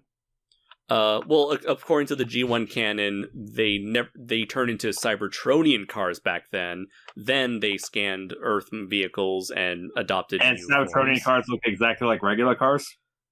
Yeah, even in Apparently. even in the Siege toy line, a lot of their Cybertronian modes essentially look like Earth vehicles. You look at Siege Hound or Siege Sideswipe. They essentially look like Jeeps and Lamborghinis. Yes, at least with the Beast Wars characters, it made sense because they were on Earth. They were blending in as animals and all that. But like I said, when the Gen 1 Transformers on Cybertron look like regular cars, and they technically wouldn't know what regular cars are. Right. Yeah, That could be worse. Other canons have attempted to fix that. Even like if you ever saw the first episode of G1, they attempted to give some of the characters like Wheeljack, Bumblebee, and the Seekers their own unique alt modes. But the problem with it Along with is that the Soundwave. robot modes had Earth parts on it. Oh, that's right. Yeah, they didn't Yeah. bother changing the robot character models at all. Oh, character models. I forgot what you called them, but like character designs. Yeah, like why do they have rear view mirrors? Don't think about it. It will. Yeah. You gotta see the Decepticon come from behind. You see, Oh And god, now- Megatron's behind me. Thank God he's in a distance. What? Objects in mirror are closer than they appear. Damn And it. Soundwave was the original T-poser. Just keep that in mind. Yes, that's right. Yes. He disguised himself as a Yes. freaking lamppost. He was a lamppost. You say a lamppost. You say a lamppost. That bitch was T-posing. By the way, I just shared an image of the unofficial third-party naval commander, Armada Prime. that's still a sexy figure. I want it. But of course, it being third-party, it is Mm. expensive as hell. This thing's I know. like what $265. Of course. Andres, why you remind me of why you do this to me? Does that remind us we're broke, Andres? Yeah, seriously. Hey, it's not my fault third parties have to make money off of their overly expensive projects. Bastards. Anyways, Steve, anything else you wanted to add? I think the latter half of the Kingdom part of the trilogy can be summed up by a cartoon I remember watching many years ago. Paradoxes make my head hurt. Which show was that? That's all I have to say. Fair enough. Supernormal. It was like a one-noted anime cartoon, which involved an episode about time travel paradoxes. Okay then. Hmm. A So, little after my time on that one. Yeah. so I've noticed that. Sorry, go ahead. I was about to say, or just a quote of good old Doctor Who, wibbly wobbly, timey wimey stuff. Very Great true. Scott. So I've noticed that as all of you guys were talking about the various aspects of the trilogy, I noticed that two characters that were important in Siege, but were kind of lost all their relevancy afterwards, that none of you guys brought up, and that was Ultra Magnus and Bumblebee. And I bring them up because they were a rather large focus on Siege, and as I already said, just they kind of dropped off lost all relevancy after that. I can sum it up perfectly for you if you want. All right. I can sum it up like this. Ultra Magnus was an important part of the character until Megatron killed him. Bumblebee was the chosen one until Megatron gave him a virus and he wasn't anymore because Megatron.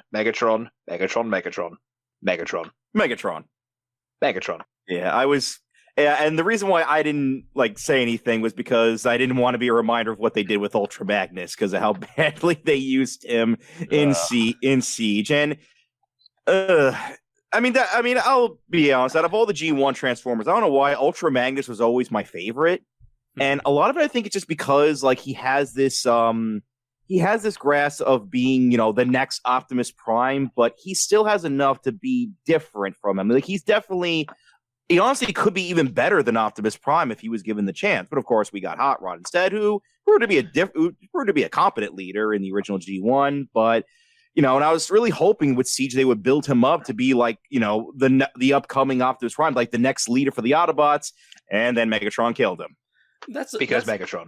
That's a weird thing when it comes to Ultra Magnus's character. It seems like Hasbro doesn't really know what to do with him, so they're always trying out different things, whether he's or whether it's Hasbro or Takara, whether he's just another soldier for the Autobots, or he's Optimus's brother, like in Robots in Disguise, or he's the leader of the Autobots during Animated, or he's just some random dude who took on the name of Ultra Magnus according to the IDW continuity. It's just it's a really weird thing. It's like they don't really know what role to give him. It seems like nothing ever sticks for the character between each interpretation of the character. Yeah, Well, the only one that really felt unique was in the original Robots in Disguise, where they essentially turned him into Vegeta. That is true. Yes. He's the angsty partner. It's like I'm not helping you because I like you, baka. Yeah, Yeah. I think they really could have gone with Ultra Magnus. I'm not sure if how many of you guys have you seen Armada? I know Andres, you have, but like I kind of wish they would have taken some cues from Armada Starscream a little bit. And being that he's a soldier that does follow under Optimus, but he's one to constantly argue with him on some things that he believes is wrong. So kind of like what Alita 1 was in this trilogy. Yeah, a lot like that, because I think that could have been really interesting for I think they tried Ultra Magnus. I think they tried some of that in Siege, but not as much. No, until they killed her off screen because Megatron. I didn't mean to ask about Alita 1. Was she a love interest Optimus Prime? I don't Yes. actually remember the character. Yeah, She was a love It interest was. for Optimus Prime back when he used to be Orion Pax, before he became a Prime. Alright, so like I said, I'm a more casual Transformers fan. I remember more Beast Wars than that, so a lot of the characters I actually never heard of before. That's all right. Fair Yeah, enough. Alita 1 was like, she's not an obscure character, but she was definitely more of like a B tier, C tier character, especially compared to RC, which, by the way, that was another character that just sort of appeared out of nowhere in Siege, which is odd given that she is the most prominent female Transformer in the franchise. Well, she used to be until Hasbro began Mm. shoving Windblade down everyone's throats. Oh yeah, that's true. Oh I am Windblade. Which, And that was a fan thing. yeah, that's I right. know. I suppose I can only presume that like when it came to the fans' involvement, they were just said, "Oh, we just want her to look this way." And in terms of like executing the character itself, that's the fault of the writers. I feel. Yeah. And what we got? I am Windblade. Kudos if you get the. You'll get. I'll show you that when we're done with this recording because it is Right. fucking priceless. So now that everyone has given their 2 cents on the story, the last thing I guess to cover would be on the animation itself. So I guess we'll go in reverse order this time. So Steve, what are your 2 cents? Animation, not really got much to say, except when it came to Kingdom, because this mainly it was an issue I had with the Beast characters. For a show about Transformers, why at times we don't even see them transform? Yep. I mean, we hear it on That is a the other problem. sounds on Sorry, screen. I was but going to say that is a problem that is consistent throughout the entire trilogy, Yeah. Mm, or that they just never bothered either like animating the transformations is too much, or they didn't have enough of a budget to actually model any of their vehicle modes. So like even if they could just transform off screen, like a lot of the Beast Wars casts, they just didn't have like the time or money available to actually create those vehicles in the first place. So a lot of the time they're just running away from laser blasts. When I'm like, can't you just like drive yourself out of these? It's so much faster than running. and maybe it's because of the models, but some of the impacts when they get shot at, it just didn't feel that it had an impact. There's I mean, you barely see any damage. right, like there's no Yeah, weight that's a good point. to these fights. Like I've seen better stop motions which have had more emotion. And so, Will, you go up? Well, I will say I like the animation when it comes to the vehicle transformers. I'm going to agree with Steve here on this, but when it comes to the Beast Wars transformers, their animal forms stick out badly. They actually look like the same type of CGI from the original Beast Wars series when they're animal forms. But Dang. yeah. But one thing that really was kind of visually annoying was the expendable transformers in the background all looked exactly the same. Oh yeah, there's a lot of reflectors, a lot of seekers, a lot of cogs. A lot of star screams. Yeah, I yeah. did think it was smarter than... Those are the seekers. Yeah. So I did think it was smarter than to say that all that Transformers basically just there are multiple that look the same because they're basically the same type of Transformer. But saying I just still visually it's lazy to look at.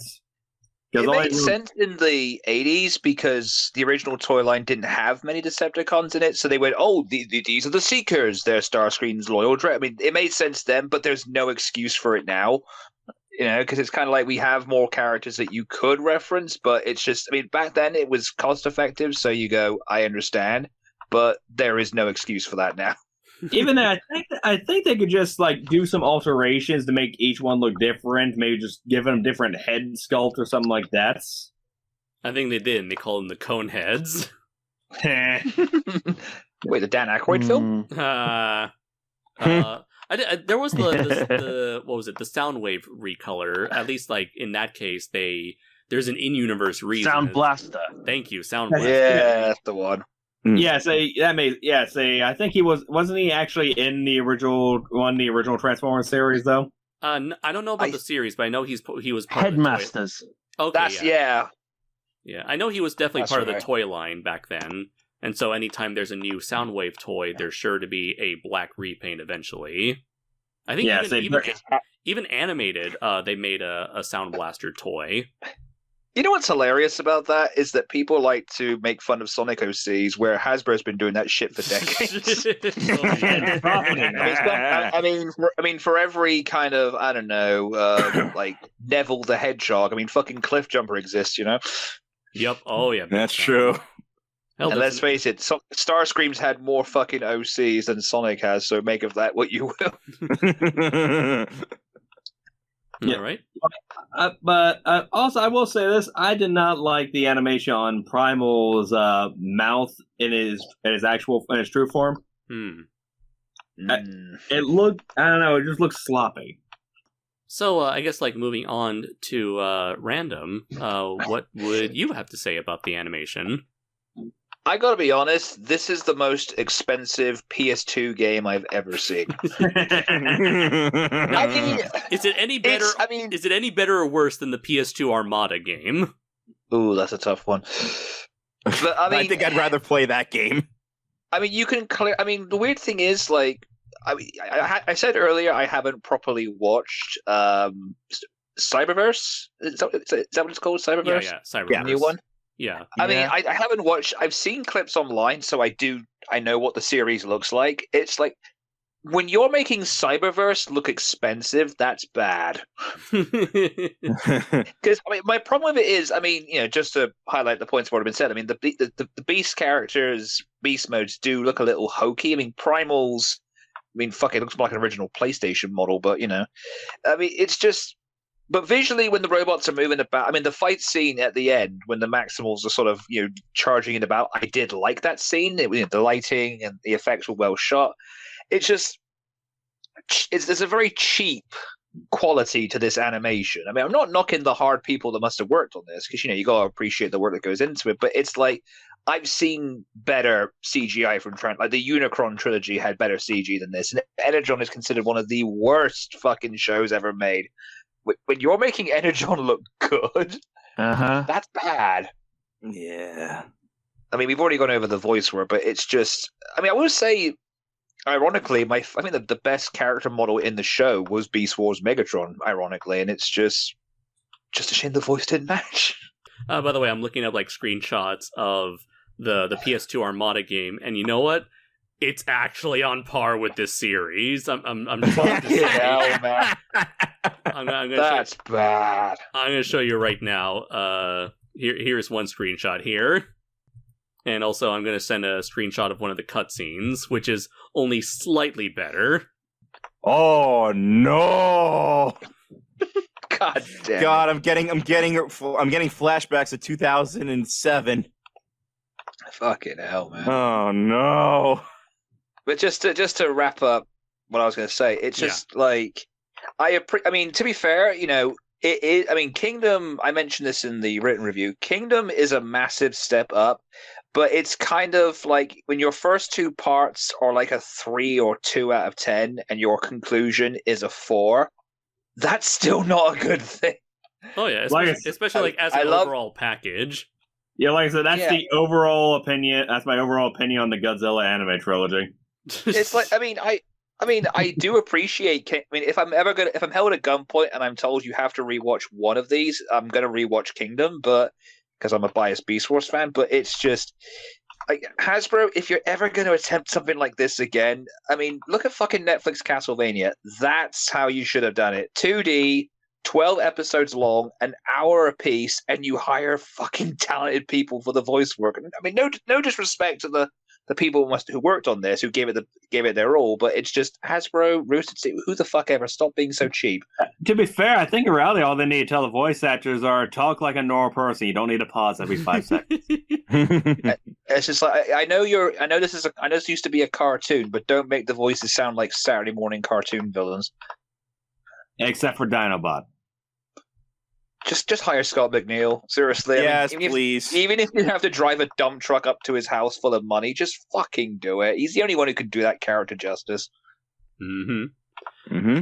And yeah, that is a weird thing that I'll say about the voice acting is that for whatever reason they gave so many of these characters these long pauses, like these short pauses in between their speeches, which makes them it makes their conversations feel like twice as long as they need to be, longer than they need to be.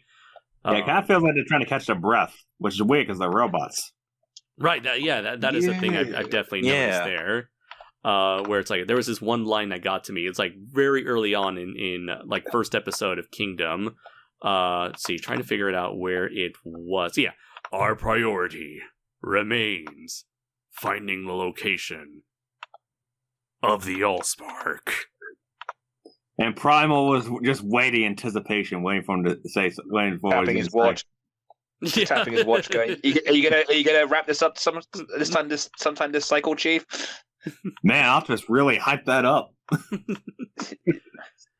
And that was a thing that a lot of Transformers fans have been complaining about, that just everyone speaks in this very slow, drawn-out, monotone, overly serious voice. And it didn't bother me as much with Siege, but then it wasn't until like Kingdom where it's like, okay, now this weird, bizarre cadence is finally getting to me. And Yeah. even as Gary Chalk stated, everyone's kind of sounds like this. He's, in his own words, everyone's trying to sound like a tough guy, and it just it doesn't work. By the way, I didn't notice this till you pointed it out to me, and now I couldn't unsee it. Of what? Yeah. The unhear, the pausing. Oh yeah, go back to any of those seasons, and you're gonna hear it everywhere.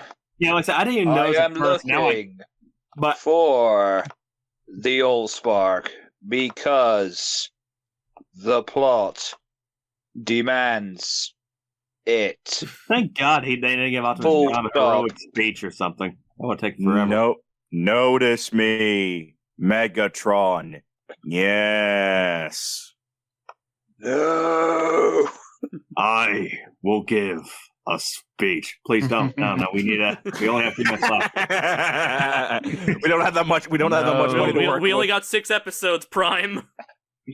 I would like a large, big No, he's going. Someone get him out of there. with fries and a side order of I have been advised to stop dragging this joke out.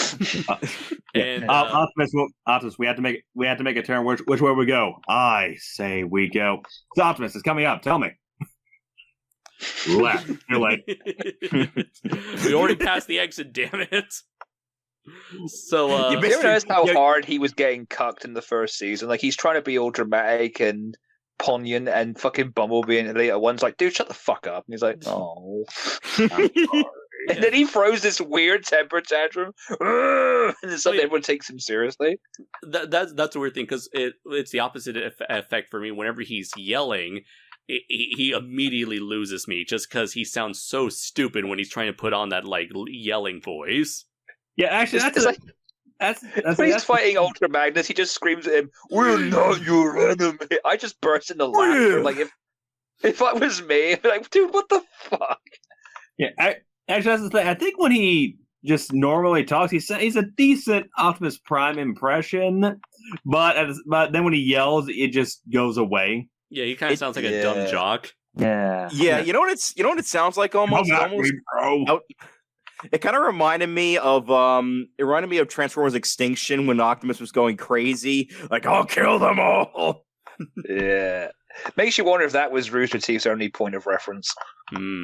So I wouldn't be just showed them surprised. that film. What? Yeah, it reminds me. I mean, I don't Why know if am this I is getting an an image of Optimus Prime just going?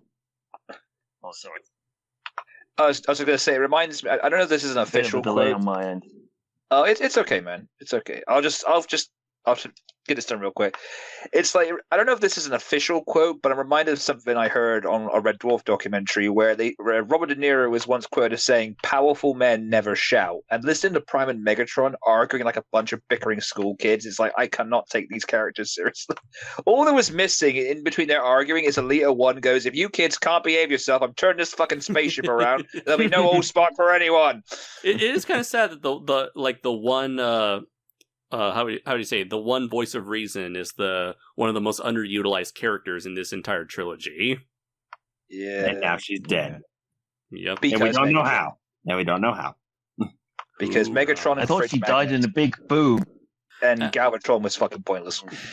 Oh, They're just trying to set up another trilogy, and they're making. I mean, I hate to say it, they're making the same mistake DC Comics and Universal made with their trilogy. Like, stop setting up stories within a story I'm currently watching. Wait till this is a success, and then sell me on this Unicron bollocks. You know what I mean? Oh, that reminds me. I was very upset they didn't have Nemesis Prime reacting to seeing Alita. Oh yeah, that is true. But I suppose like he already saw Alita die in his timeline. You know, but you think it would have been like he would have been surprised to see basically her spirit there. Instead, no, he's like "fuck you" and charged at her. It's just like, why are you here? Because of a story we're setting up next time. Let's see. So finally, Ace, what are your thoughts on the animation? With Rooster Teeth, I've been familiar with Rooster Teeth for many years when it comes to their animations. I know that they are not the highest caliber of animation, but I know when they work to their budget, they can make some pretty decent stuff. Again, Red vs. Blue, which is fucking hilarious. There's of course, was hilarious. It was hilarious. Thank you. Now it's drama. Yes, and then of course there was Ruby when it was good for the time. Animation was solid there for what they were attempting to do. Then the creator passed on, and Rooster Teeth still sold out. Yep, and then with Transformers though, it's a lot more difficult to pull off an animation style like that. Like for more humanoid characters, that can look okay. When it comes to giant mechs, that's a different story because it's kind of, unless you have a really good company that can make them look good, it's not going to really look anything more than, as we've said it, the PS2 Transformers Armada game. And I just realized the characters move like that giant mech thing that Rooster Teeth has. Genlock. Genlock. That was the thing that was like they were kind of hyping up, and then like after season 1 dropped, nobody gave a shit about it. I was actually just about to reference Genlock, because that's exactly what each Autobot and Decepticon and Maximum and Predacon like moved like. It moved just like Genlock. Did you also notice that anytime the characters walk, their stomachs would like warp in like a gust wave? You know it's bad when Taco Bell have a high detailed like anime commercial and it looks 10 times better than this dog shit. What the fuck was that? Yes. Oh. Yes. I want a series. I want a full series of that. Honestly. Yeah. Well, it did inspire Gorion. That is true. That's how we ended up with a giant robot mechanic in our upcoming game. Yeah, I have no idea what our game's even about anymore. It's about culture. It's about culture, Will. What is like Patrick Starr's like watch is just like looking from a distance. Who are you people? It's like poetry. It all sort of rhymes. Each part relates to the last. But getting more into the animation, I will say that I do like the art style of the trilogy. I do like how all the characters look. They're nicely simplistic, but also know when to give the right amount of detail to them. But again, animation is kind of, I'd say it's subpar at best. I mean, it's not terrible. It's not the worst animation I've seen. Yeah, but honestly, I feel like it's an improvement over like the Machinima series, where it's like they accidentally rendered it at like 2 frames a second. Yeah, I was about to say it's better than what Machinima did, where it looks like each Autobot is glitching as they're trying to move slowly. Yeah. Now the thing is, robots were always kind of hard to animate, so and that's always why Transformers for a long time went with the more over exaggerated details, like you saw in Transformers the animated series or in the Prime Hub series or Prime, yeah, because that way you could just work them any way you want and it looks natural because they don't look necessarily like the blocky robots we're used to. Mm-hmm. Yeah, and on that, I mean, again, the animation is not terrible, but it's nothing to write home about. And for a series like Transformers, you certainly expect a lot more, especially when it comes to the fact that, as everyone here said it, there's very little in terms of transformations. And that's kind of the main purpose of the series, Transformers. Isn't that the title after all?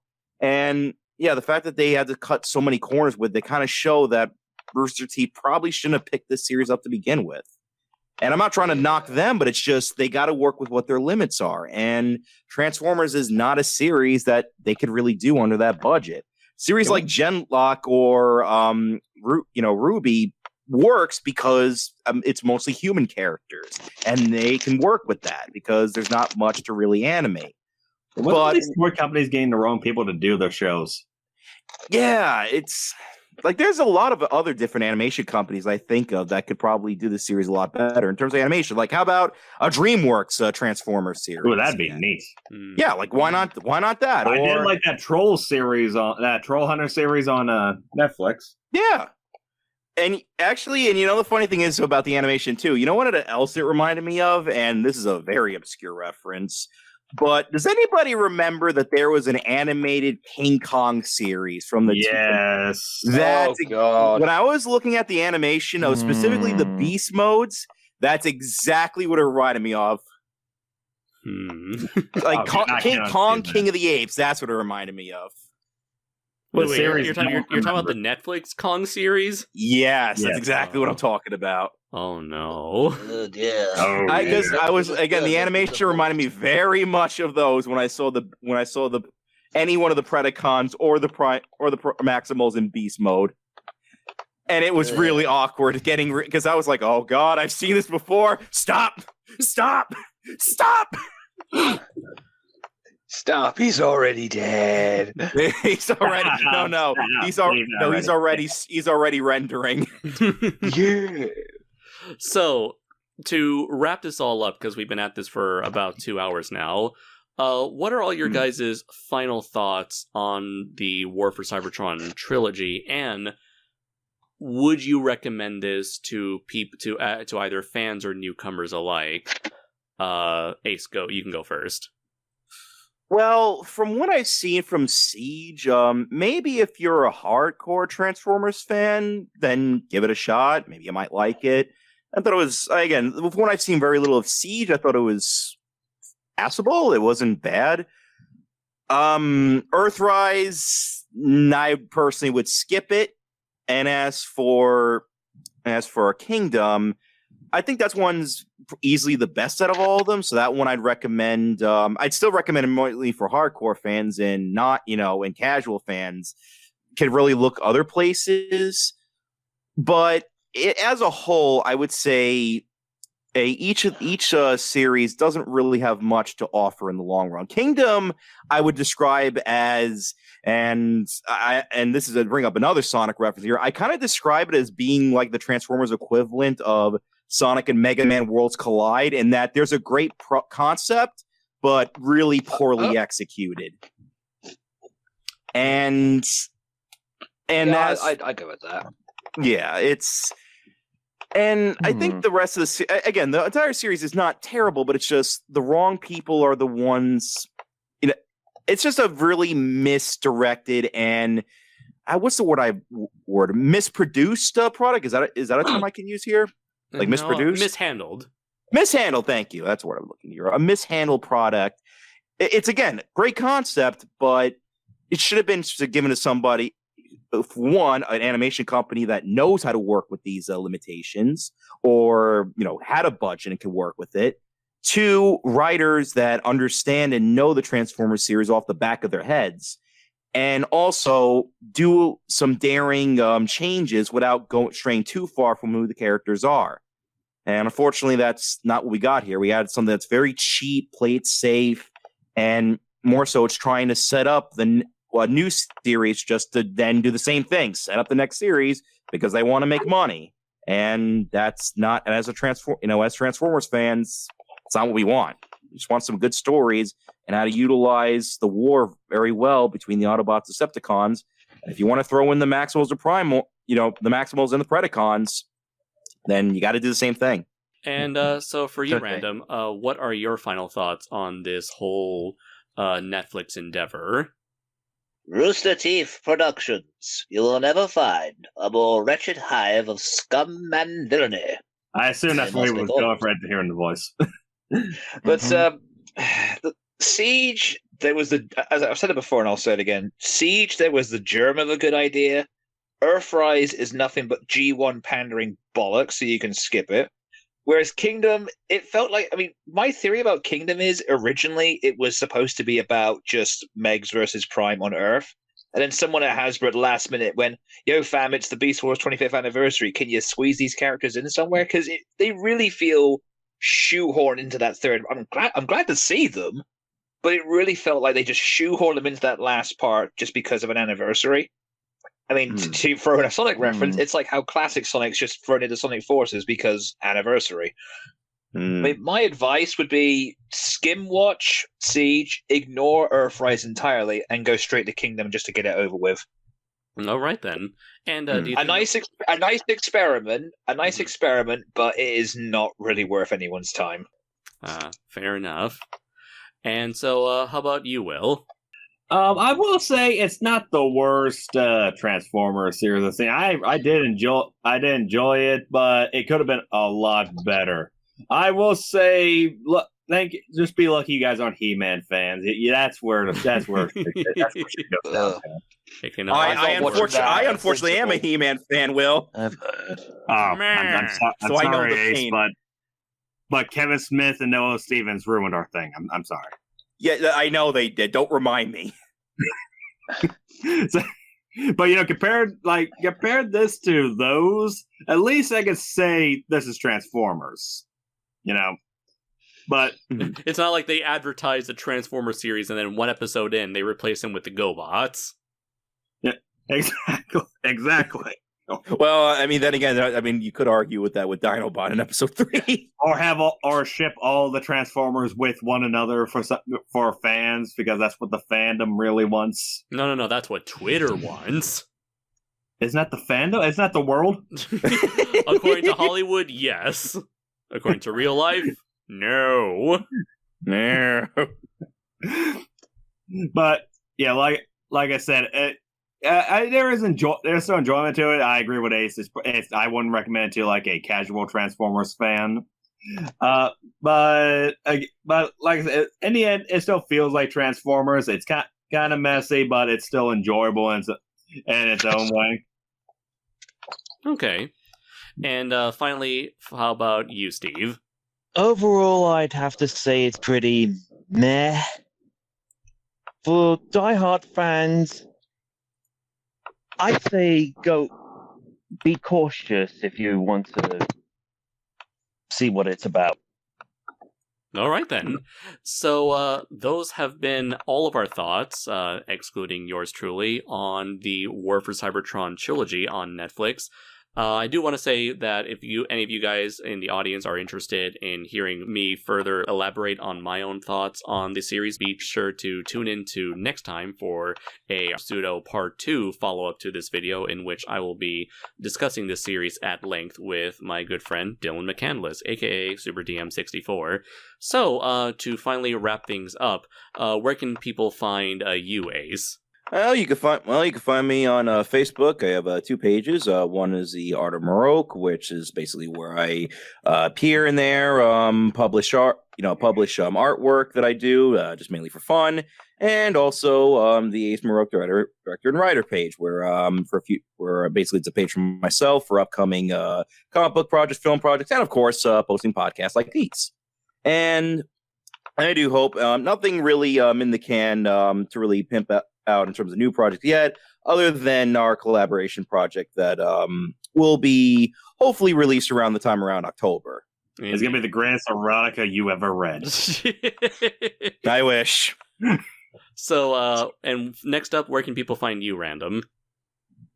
I have, of course, a Facebook. I have a DA. Don't judge. And also, if it's okay with Andres, I'm going to link all 3 parts of my War of Cybertron Trilogy reviews. I'm currently doing the finishing touches on Kingdom as we record this, so that should hopefully be ready to go soon. Mm-hmm. I'm still working on Chronicles of the Abyss. I'm halfway through Chapter 6. It's just trying to convince myself to stop being fucking lazy, finish Persona 5 Strikers, get that review done, and hopefully get back to writing soon. So, yay! Awesome, then. And you also are open once again for commissions, right? That is correct, yes. I'm currently working on something for Steve, which should hopefully be finished very soon. I apologize for any delays. That's okay, Random. And hopefully for when it comes to the actual review, you can see his sprite art on full display, which you've probably have been looking at for the last 2 hours. So if you want some sprite art, he's your guy. Indeed. If you have the coin, I am at your service. Next up, where can people find your body of work, Will? They can find me... Sorry, in the center of the earth, on the world wide web. If you were going to say the old spark, I was going to smack you. I should have done that. I hate myself for not saying that. But no, they can find me on my Facebook page, Crookedlore, and my YouTube channel, Crookedlore Productions, which I am hoping to get back into animation. It's just been kind of hard doing that between work and writing. And speaking of writing, you can also check out my first 2 volumes of my light novel series, God's Wrath Tournament of Vine, as well as my upcoming comic, The Crooked Man Is Not So Scary Crooked Cat Girl, which features my 2 animated mascots. Excellent. Yes. In which I had a helping hand in both projects. It's all about you, isn't it, Andres? Well, it is my channel, Will. It is? And it is my podcast, and you are my guest. My God! I have the power here. All right, so called He-Man. I have the power! I am above the law! I think you mean the quote Until Tila takes it away from him. Or her girlfriend. I mean friend. Or platonic living partner. I do not judge. And finally... And it's not he-man, it's he-person. So, finally... I mean, non-specific person. Still man at arms for some reason. So, finally, do you have anything you'd like to share with the fine folks watching this video, Steve? Well, I'm currently trying to write a comic book at the moment. But if it's okay with you, I'd like to plug some other channels for people who want to know more about Transformers. I have 2 channels that are pretty versed in it. Mm-hmm. Fair enough. First up is Crosshairs Productions, a good friend of mine who has done a series of stop-motion Transformers series called Broken Mirror and Transformers Ascension. Feel free to look him up on YouTube. And next weekend is going to be the big broadcast of TF Nation, the UK's main Transformers convention, which will be happening on Friday the 13th, all the way through till the end of Saturday the 14th of August. Awesome. Excellent. Anything else? Not pretty much said all I wanted to say, except for buy Kaiju's book. Yes. Yes, seriously. Buy my book. Speaking my book. Speaking of which, yes, you can find my indie comic series, Primal Warrior Dracula Azul, available on Amazon, Comixology, and Kindle. Issue 3 coming out very, very soon, hopefully by the end of the year. You can also check out my novel-length anthology, Primal Warrior Dracula Azul, Full Metal Chronicles, available in paperback and Kindle on Amazon. And look forward to our next full-on Dracula Azul novel, Dracula Azul Soulless Blood, co-written by yours truly and Ace Marrok.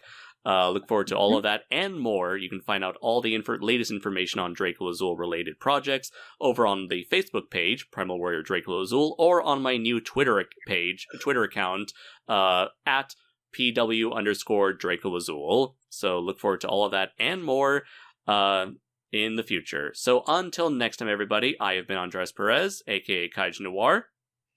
And I have been Ace Marrok, and Andres has me tied to a chair for this book. Please, someone help me!